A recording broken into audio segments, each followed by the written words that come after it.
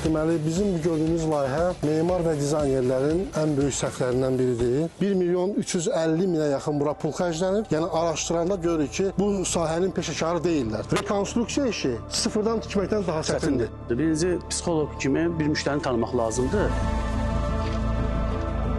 İzolyasiya sisteminə dair olan bütün nüansların hamısını layihədə işləyir.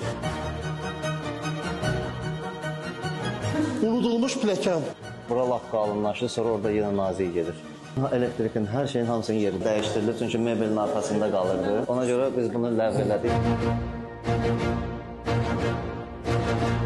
Məsələn, burada olan dizayner bu layihəni dünyaya gətirib, amma aparıb yetimlər evinə atıb.